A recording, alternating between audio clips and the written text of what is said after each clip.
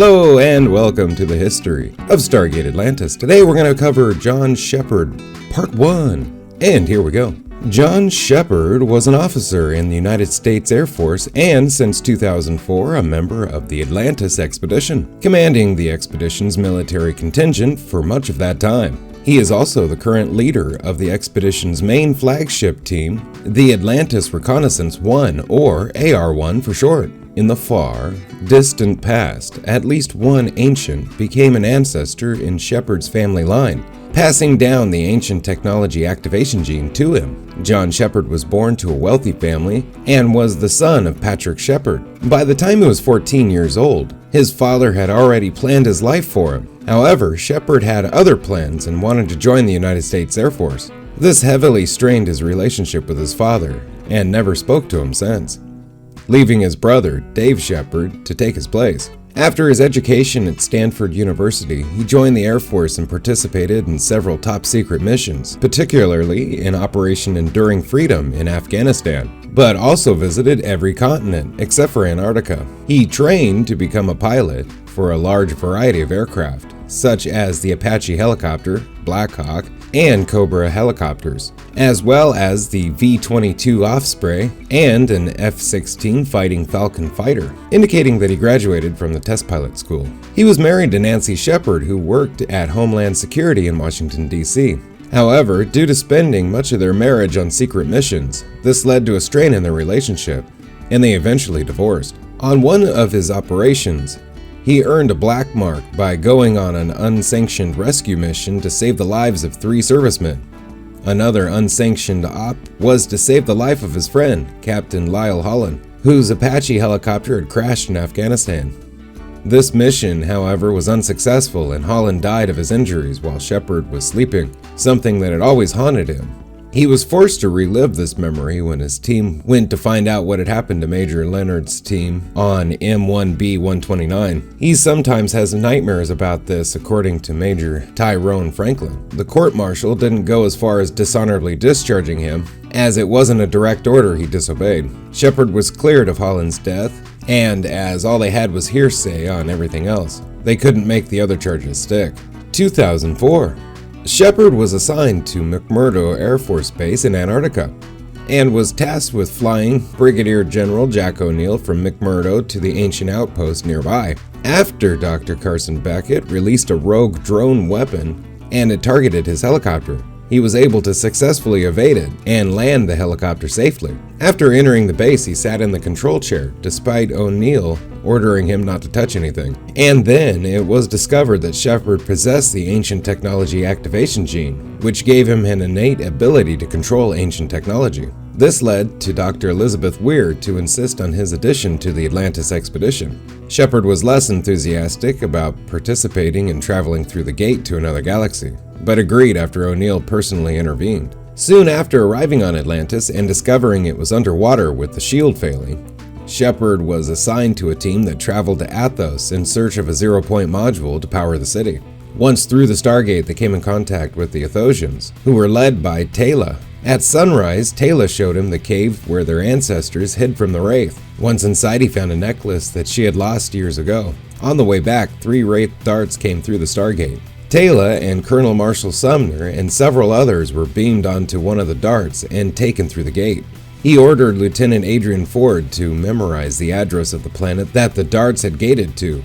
After returning to Atlantis with the Athosian refugees, Atlantis' failsafe mechanism released the city, and it surfaced. Eventually, Sheppard used a puddle jumper to lead the team to rescue Sumner and the captured Athosians. He and Ford infiltrated the hive ship and located the prisoners after planting C4 throughout the ship. He ordered Ford to stay with the prisoners while he went to find Sumner. He was able to locate Sumner, but was forced to shoot him in order to keep him from suffering further from the life-sucking power of the Wraith. He was then shot with a Wraith spear gun by a Wraith commander and brought before the Wraith Keeper.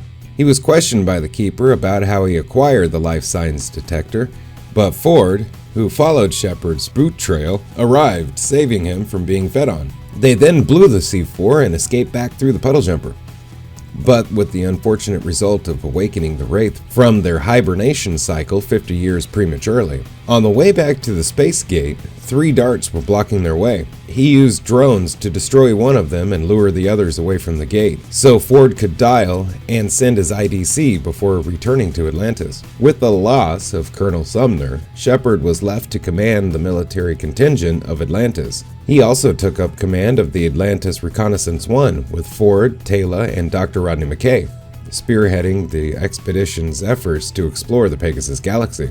Shortly after arriving in Atlantis, he and Dr. Rodney McKay tested the personal shield emitter by shooting McKay and shoving him off a balcony. That night, he told the Athosian children a scary story that was just the movie Friday the 13th, and then showed Taylor a recording of a football game. Later, when Gento went missing, Sheppard and Halling searched for him. They discovered the ancient transporter and found Gento in a lab with a containment vessel for the shadow creature. Sheppard later tried to lure it back inside the vessel, but it would not re-enter.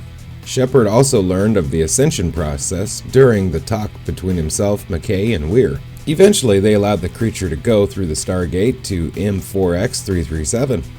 On a mission back to the Wraith homeworld, the team was attacked by Wraith warriors. He ordered a retreat, but was attacked by an Eratus bug and was fed upon. The rest of the team got into the puddle jumper, but on the way back to Atlantis, the jumper got lodged in the Stargate. After using salt and iodine to try to remove the Eratus bug, Dr. Carson Beckett suggested using a defibrillator to stop his heart. After the bug released its grip, he was then placed in the event horizon until Dr. Rodney McKay freed the jumper and was revived on Atlantis. During a trip to the mainland with Taylor, they discovered a storm approaching Atlantis. He and Lieutenant Ford traveled to Manara to negotiate with Smeaton about evacuating the Atlantis expedition there. After Dr. Rodney McKay and Dr. Zelenka came up with a plan to use lightning to power Atlantis' shield and non-essential personnel were evacuated, he coupled one of the 4 grounding stations and headed for the 4th, when a Janai strike force under Koila gated to Atlantis. After McKay was able to activate the radio and inform him that the Janai were after the C4, he was able to get to the armory first and hide it. After McKay was tortured into revealing the plan to save the city, Koila contacted him and demanded that he uncouple the last of the grounding station or he would kill Dr. Elizabeth Weir. When he reached the grounding station, he was ambushed by 2 Janai soldiers, but was able to kill them with the help of his life signs detector. After contacting Koila and informing him of the failure of his men, Koila lied and said he had killed Weir. After avoiding an ambush by 3 Janai soldiers, he disabled the Naquita generators that power Stargate operations and infiltrated it. After knocking Landon unconscious, he activated the Stargate shield, killing 55 Janai soldiers as they attempted to send reinforcements through the gate. After retreating from Stargate operations, he was contacted by Koila, and he demanded he reactivate the generators or he would kill McKay and Weir. While reactivating one of the generators, he was captured by 2 Janai soldiers and was saved by Taylor, Ford, and Dr. Carson Beckett, who returned from the mainland. They planned to attack Stargate operations together, and he sent Taylor and Beckett to fly a puddle jumper into the room to create a distraction, while he and Ford went in on foot. The Janai eventually decided to retreat, trying to take Weir and McKay with them, so he was forced to attack before the jumper was in the room. McKay got away, and Sheppard was able to save Weir by hitting Koila in the shoulder. McKay is then able to raise the shield and save the city from the tidal wave. On a mission to Proculus, his team's puddle jumper was attacked by Wraith darts. They were saved by a mysterious force from the planet below. After landing on the surface, they were introduced to Chaya Sar in order to negotiate on allowing refugees to come to Proculus to be protected from the Wraith. He brought Chaya back to Atlantis and gave her a tour before taking her to see Dr. Elizabeth Weir. Weir offered Chaya's people technology in exchange for allowing the Athosians and Atlantean expedition members to evacuate there when the Wraith come. Chaya wanted to see the information on various religions on Earth before making a decision, and Sheppard took her on a picnic. During the next meeting, Dr. Rodney McKay, who was suspicious of Chaya's actions, scanned her and discovered that she was an ascended ancient. Before she could explain, Wraith attacked Proculus, and she returned through the Stargate. He followed her, and after she used her powers to defeat the Wraith, he went to the surface and explained that she used her powers to destroy a Wraith fleet long ago and was punished by the others. and forced to protect Proculus for the rest of time. While searching Atlantis, he, Lieutenant Adrian Ford, and Taylor found a room with a woman preserved in a stasis pod. After reviving her, it is discovered that she is an alternate Dr. Elizabeth Weir. She explained in her timeline that he died in the time jumper after traveling back in time 10,000 years. Later, Sheppard and the team went to Dagon to search for the 0-point module. After an alternate Dr. Elizabeth Weir gave them 5 gate addresses with a guaranteed ZPM on them. When they discovered the Quindesism chamber, he entered the chamber with the rest of the team, while Lieutenant Adrian Ford stayed above ground. Ford was then shot with a tranquilizer dot and was knocked out by Commander Coyla's men. Coyla took Dr. Rodney McKay and Elena to help him locate the ZPM and put Ford in the chamber. He, along with Taylor and Ford, came up with a plan to ambush Coyla and his men with stun grenades. After Sheppard retrieved the ZPM, they sprung the trap and overtook the Janai. He let Coyla live, but explained that if they cross paths again, he will kill Coyla on sight. The team had acquired a ZPM, but since McKay told Elena, who was a member of the new Quindesism, that the Atlantis expeditions weren't the Lanteans that they had hoped, and took the ZPM until the Ancients come back to reward, despite the fact that they had all ascended. McKay tried his best to convince Elena of the impending Wraith siege, but lost. They returned to Atlantis and were informed by Dr. Elizabeth Weir that the long-range sensors had detected 3 Wraith Hive ships. Have a great day. Bye-bye.